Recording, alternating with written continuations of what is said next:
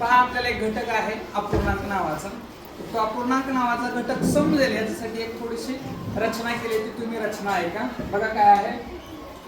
अपूर्णांक म्हणा अपूर्णांक म्हणा अपूर्णांक म्हणा अपूर्णांक म्हणा अपूर्णांकाची व्याख्या कोण करी अपूर्णांकाची व्याख्या कोण करी अपूर्णांकाची व्याख्या कोण करी.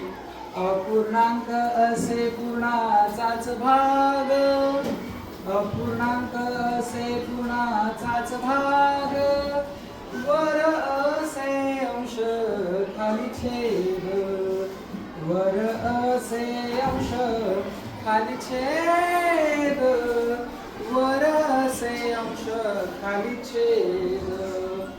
अपूर्णांकाचे प्रकार ते बहुत अपूर्णांकाचे प्रकार ते बहुत छेदाधिक आहे पैकी एक छेदाधिक आहे पैकी एक छेदाधिक आहे पैकी एक.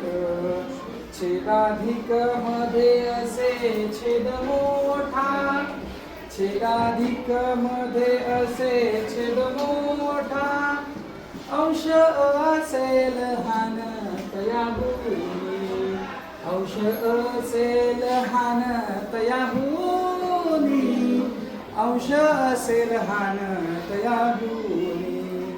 अंशाधिक असे प्रकार तो दुसरा अंशाधिक असे प्रकार तो दुसरा छेदाहुनी अंश मोठा इथे छेदाहुनी मोठा अंश इथे छेदाहुनी मोठा अंश इथे.